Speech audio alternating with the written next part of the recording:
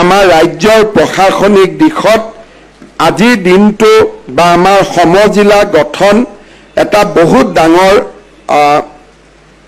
সিদ্ধান্ত। আপোনালোকে দেখিব যে সমজিলা যেতিয়া আমি এডভাৰটাইজটো বনাই মোদী ডাঙৰীয়াৰ ওচৰলৈ আমি পঠাইছিলোঁ, তেতিয়া নৰেন্দ্ৰ মোদী ডাঙৰীয়াই তাত এটা কোটেশ্যন দিছে, এ ফৰ আছাম। নমস্কাৰ, স্বাগতম জনাইছোঁ আমি পইচান ব্লগছৰ আজি অন্য এক ভিডিঅ'লৈ। তো আপোনালোকে গম পাইছে যে এতিয়া কি সমজিলা গঠন হৈ গ'ল, সমজিলা কৰিলে। গতিকে সমজিলাৰ ক্ষেত্ৰত কি কি সুবিধা অসুবিধা পাব এই সম্পৰ্কত মুখ্যমন্ত্ৰী হিমন্ত বিশ্ব ডাঙৰীয়াই কি কৈছিল সেই সকলোখিনি পাব আজিৰ এই ভিডিঅ'টোত। লগতে এই সমজিলাই আমাৰ বিশেষকৈ যাতায়াত ব্যৱস্থা, ৰেল যাত্ৰী কিমান সুৰক্ষিত কৰিব বা কিমান উন্নতি কৰিব পাৰিম আমি। তো এই সম্পৰ্কত ৰেল যাত্ৰী সন্থাৰ সাধাৰণ সম্পাদক দীপাংকৰ শৰ্মাই কিছু কথা সংবাদ মাধ্যমৰ আগত সদৰি কৰিছিল। সেই কথাখিনি আপোনালোকৰ আগত লৈ আহিছোঁ আকৌ, আৰু সেই কথাখিনি আমাৰ এই সমজিলা যি ঘোষণা কৰিলে বা সমজিলাই ইয়াক কিমান দূৰ সামৰি লৈ আমাক অৰ্থাৎ এই ৰেল যাত্ৰীখিনিক কিমান সুবিধা দিব। তো ৰেল যাত্ৰী সম্পৰ্কে বা ৰেল যাত্ৰাৰ ক্ষেত্ৰত কেনেকুৱা ধৰণৰ কি অসুবিধা আছে দীপাংকৰ শৰ্মাই এই সকলোখিনি আপোনালোকক সুন্দৰকৈ ব্যাখ্যা কৰিছিল, আৰু ইয়াৰ ক্ষেত্ৰত আমি কিমান কি লাভৱান হ'ম।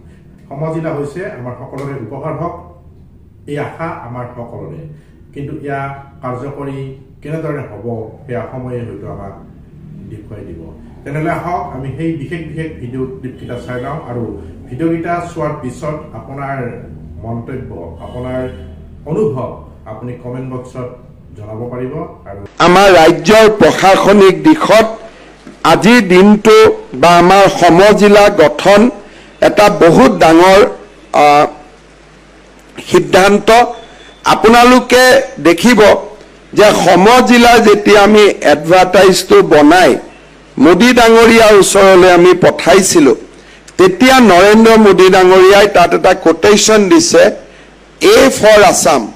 এনেকুৱা কাম আগত ভাৰতৰ কোনো জাগাত হোৱা নাই, আৰু তেওঁ নিজে লিখিছে যে এইটো ভাৰতৰ ভিতৰত প্ৰশাসনিক সংস্কাৰৰ ক্ষেত্ৰত সমজিলা গঠন কৰা অসমেই প্ৰথম ৰাজ্য। সাধাৰণতে আমাৰ ইমান দিন যিটো প্ৰশাসনিক ব্যৱস্থা, এই ব্যৱস্থাবিলাক আমি পশ্চিমবংগৰ পৰা, আৰু এক প্ৰকাৰ ক'ব গ'লে মূলতঃ পশ্চিমবংগৰ ব্যৱস্থাবিলাকে আমাৰ ইয়াত প্ৰয়োগ হৈ আছিল। আপোনালোকে যদি চাই বাকী যায় এক বুলি কয়, বাকী যায় এক মানে কি, আছাম বেংগল ৰিকভাৰী এক্ট, যদি তাত পুৰাটো চাই। কাৰণ ব্ৰিটিছ থকালৈকে পশ্চিমবংগ আৰু অসমৰ প্ৰশাসনিক ব্যৱস্থাসমূহ একে আছিল। কলিকতাৰ পৰাই মূলতঃ ইয়াক দেখা শুনা কৰা হৈছিল। আমাৰ ৰাজ্যত নিজৰ প্ৰশাসনিক ব্যৱস্থা নাছিলে, আৰু আমাৰ প্ৰশাসনিক ব্যৱস্থাবিলাক পশ্চিমবংগ বা ভাৰতৰ আন ডেভেলপ জিলাৰ পৰা ই ইনস্পায়াৰ্ড বা প্ৰেৰণাৰে নিৰ্মাণ হৈছিল। এতিয়া মই বিশ্বাস কৰোঁ আজি আমি প্ৰত্যেক সমষ্টিত যি সমজিলা নিৰ্মাণৰ ব্যৱস্থা হাতত ল'লোঁ, আপোনালোকে দেখিব অহা 5 বছৰত ভাৰতৰ বিভিন্ন ৰাজ্যই আমাৰ পৰা এই ব্যৱস্থা লৈ যাব। কাৰণ সূৰ্য উত্তৰ পূবৰ পৰা উদয় হয়, আৰু লাহে লাহে ভাৰতৰো নতুন নতুন কামবিলাক, নতুন নতুন যিবিলাক আঁচনি, নতুন নতুন চিন্তা, ইও সূৰ্য উঠা দেশৰ পৰাই আৰম্ভণি হ'ব, তাক মই বিশ্বাস কৰোঁ।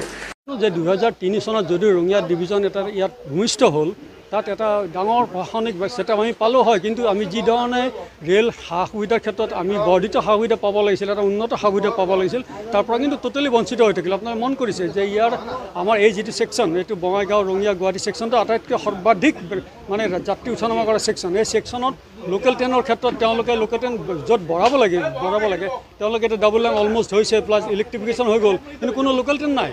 এক্সিষ্টিং ট্ৰেইন তেওঁলোকে বন্ধ কৰি দিলে। গতিকে আপোনালোকে চাওক, প্ৰতিটো পদতে তেওঁলোকে আজি ৰঙিয়া ডিভিজনৰ অমৃত ভাৰতৰ আণ্ডাৰত তেওঁলোকে আজি বিশাল ধনৰ ধন তেওঁলোকে অনুমোদন পাইছে, কাম কৰিব, এনেকুৱা কাম কৰিব ওলাইছে যিটো কাম ৰাইজৰ কোনো প্ৰয়োজন নাছিল। এখন 40 ফুট বহলৰ 12 মিটাৰ প্ৰায় 40 ফুট বহলৰ এখন নতুন FOB তেওঁলোকে বনাব ওলাইছে, যাৰ কোনো প্ৰয়োজন নাই। ঠিক আছে, বনাব পাৰে, যদিহে আমাৰ এইটো ফালৰ মানুহ সেইটো ফালে যাবৰ কাৰণে ওপৰে যদি যোৱাৰ ব্যৱস্থা থাকিলেহেঁতেন, যদি ধৰক আপুনি বাইক বা স্কুটি লৈ যদি পাৰ হ'ব পাৰিলেহেঁতেন, তেনেকুৱা ফুট অভাৰ ব্ৰিজ ৱেলকাম, কিন্তু তাত তেনেকুৱা কৰা নাই।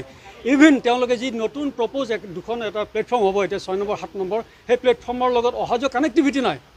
চ' ষ্ট্ৰেঞ্জ। গতিকে এনেকুৱা ক্ষেত্ৰত আজি আমি ৰঙিয়া জংচনক টাৰ্মিনেল পাব পাৰিলোহেঁতেন, সেইবিলাক কাম কৰা নাই। ৰাঙাপাৰা লাইনত যদি গুৱাহাটী যাব লাগে ট্ৰেইনখন আধা ঘণ্টা ৰখাব লাগে, কিয় আধা ঘণ্টা ৰখিব লাগে? ইঞ্জিন ৰিভাৰ্চেল কিয় লাগে? তাৰ কাৰণে যি এডিশ্যনেল লাইন তেওঁলোকে দিব পাৰে সেইবিলাক দিয়া নাই, সেইবিলাক নকৰে। কিন্তু কি কৰিব? ৰেল গেট বন্ধ কৰিব। ল'ৰা ছোৱালী বিশাল ইয়াত চিকিৎসালয় আছে, ট্ৰেইন ষ্টেচনত যোৱা এপ্ৰ'চ ৰোড তেওঁলোকে বন্ধ কৰিব ওলাইছে। নাভুত কাণ্ড। তাৰমানে এইটো হয় কথা না, সেইটো কথা যে আজি ডিপাৰ্টমেণ্টক কেৱল ইনকাম লাগে, কেৱল মালগাড়ী। পাব্লিকৰ যে সুবিধা হ'ব লাগে, মানুহৰ কাৰণে যে ৰেল মানে সেৱা, সেই ৰেল সেৱাৰ পৰাই তেওঁলোকে আঁতৰি গৈ এতিয়া ৰেল বেপাৰ হৈ গ'ল। প্ৰতিটো ষ্টেচনে তেওঁলোকে গুডছ ৰাইডিং কৰিছে, কিন্তু পেচেঞ্জাৰ ট্ৰেইন ক'তো নৰয়। আজি আপোনাৰ মেল এক্সপ্ৰেছ ট্ৰেইন দূৰত যাবলগীয়া লোকেল ট্ৰেইনটো নাইয়ে। গতিকে আপোনাৰ ৰঙিয়াৰ দৰে জেগাত যদি বন্দে ভাৰত নৰয়, কোচবিহাৰ আৰু আপোনাৰ নিউ আলিপুৰত যদি বন্দে ভাৰত ৰ'ব পাৰে, ৰঙিয়াত কিয় ৰ'ব নোৱাৰে? ৰঙিয়া মানে এইটো ৰঙিয়া নহয়, ৰঙিয়া মানে এণ্টাৰ ধেমাজি নৰ্থ বেংকৰ কানেক্টিভিটি থাকে, তাত ৰঙিয়াত সেইবিলাক দিয়া নাই। 20503 ৰাজধানী ষ্টপেজ নাই। গতিকে এইবিলাক যি সুবিধা আমি আশা কৰিছিলোঁ পাব লাগিছিল, সেইবিলাক সুবিধা নিদি য'ত তেওঁলোকে দুটা পইচা বেছিকৈ পাব পাৰে, ৰাইজক নজনাকৈ, ৰাইজক অন্ধকাৰত ৰাখি আজি এই যেনেকৈ গেটৰ কথা কোনেও নাজানো, হঠাৎ দেখিলোঁ কালি বন্ধ কৰি দিলে। কিমান আচৰিত নাভুত কাণ্ড কৰিছে। গতিকে আমি আহ্বান জনাইছোঁ, আমাৰ যি ইলেক্টেড ৰিপ্ৰেজেণ্টেটিভ আছে, honourable MP MLA, this should come forward. তেওঁলোকে আহিব লাগে। তেওঁলোকে অন্যান্য বিভিন্ন সম্বৰ্ধনা অনুষ্ঠানত গৈ আছে, আজি সদস্য ভৰ্তি অভিযানত হিতাধিকাৰী এইবিলাক সভাবিলাকত গৈ আছে। তেওঁলোকে কিন্তু ইয়াত GM বা DRMৰ চেম্বাৰত অহা সময় পোৱা নাই। সেইটো আমাৰ কাৰণে অত্যন্ত দুৰ্ভাগ্যৰ বিষয়। আমি সেইকাৰণে আবেদন জনাইছোঁ, কৰজোৰে তেখেতসকলক অনুৰোধ কৰিছোঁ, আহক, এই যিবিলাক সমস্যা হৈ আছে। যোৱাকালি আৰু আজি আমি ৰাজ্যত 39খন সমজিলাৰ কাৰ্যালয় আৰু সমজিলাৰ উদ্বোধন কৰিছোঁ। এই সমজিলাৰ কাৰ্যালয়সমূহে ৰাইজৰ দৈনন্দিন কাম কাজসমূহ সুচাৰুৰূপে সমাধান কৰাৰ ক্ষেত্ৰত এটা বিশেষ ভূমিকা পালন কৰিব। প্ৰতিগৰাকী সমজিলাধিপতিৰ ক্ষমতা আৰু তেওঁলোকৰ যি অধিকাৰ, সেই অধিকাৰসমূহ মহকুমাতকৈ বহুগুণে বেছি হ'ব আৰু প্ৰায় জিলা আয়ুক্তৰ সমপৰ্যায়ৰ হ'ব। যদিও জিলা আয়ুক্তৰ যিটো জিলাৰ সমগ্ৰ জিলাখন চোৱা চিতাৰ তেওঁৰ যিটো দায়িত্ব, সেই দায়িত্বটো তেওঁৰ লগত থাকিব, কিন্তু মূলতঃ ৰাইজৰ দৈনন্দিন কাম কাজ যেনেকৈ ৰেভিনিউ ৰিলেটেড কাম কাজ, বিভিন্ন প্ৰমাণ পত্ৰৰ কাম কাজ, বিধায়ক ফাণ্ড, আনটাইড ফাণ্ড, বিভিন্ন ধৰণৰ কাম কাজ সমজিলাৰ কাৰ্যালয়ৰ পৰাই সমাপন কৰিব পৰা হ'ব। ইয়াৰ ফলত আমাৰ প্ৰশাসনিক ব্যৱস্থা ৰাইজৰ ওচৰ চাপি যাব আৰু পৰ্যায়ক্ৰমে অসমৰ প্ৰতিটো সমষ্টিতে আমি সমজিলা সৃষ্টি কৰাৰ বাবে আমি প্ৰতিশ্ৰুতিবদ্ধ। আজি আমি 39খন সমজিলা কৰিলোঁ। জানুৱাৰী আৰু ফেব্ৰুৱাৰী মাহত আমি আৰু যিখিনি জিলা প্ৰস্তুত হৈ আছে সমজিলা কৰিবৰ বাবে, তাতো আমি সমজিলা আমি স্থাপন কৰিম। ভাৰতৰ প্ৰশাসনিক বুৰঞ্জীত ই এটা নতুন ব্যৱস্থা। প্ৰধানমন্ত্ৰী নৰেন্দ্ৰ মোদী ডাঙৰীয়ায়ো ই এক ইনোভেশ্যন ফ্ৰম আছাম, অসমৰ এক উদ্ভাৱন বুলি তেওঁ আমাক বাৰ্তা দিছে। মই গৌৰৱ অনুভৱ কৰিছোঁ যে আমি প্ৰশাসনক ৰাইজৰ ওচৰ চপাই লৈ যোৱাৰ ক্ষেত্ৰত এটা বহুত ডাঙৰ ঐতিহাসিক পদক্ষেপ গ্ৰহণ কৰিবলৈ আমি সক্ষম হৈছোঁ। সমজিলাসমূহত যিটো পুঁজি আবণ্টন দিয়া হ'ব, কেনেধৰণে দিয়া হ'ব বা সমজিলাত পুঁজি নাথাকে। যি বিধায়ক বা সমষ্টিৰ যিটো পুঁজি, সেইটো এতিয়াৰ পৰা জিলা উপায়ুক্তৰ কাৰ্যালয়ৰ পৰিৱৰ্তে সমজিলা आयुक्तर पर परिचालित। आज हम एक नया एडमिनिस्ट्रेटिव रिफॉर्म किया हूँ।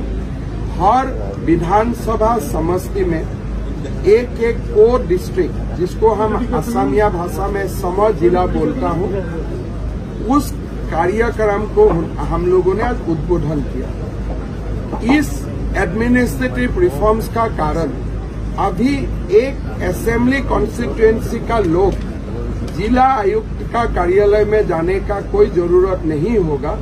उनका समस्त काम कास्ट सर्टिफिकेट से लेके हुए MLA फंड से लेके हुए रेवेन्यू मैटर्स तक ये को डिस्ट्रिक्ट या सम जिला में ही उनका समाधान किया जाएगा। ये एक बहुत बड़ा प्रशासनिक संस्कार है। एक असेंबली कॉन्स्टिट्यूएंसी का जो भी समस्या होगा ये को डिस्ट्रिक्ट लेवल में ही उसका समाधान किया जाएगा।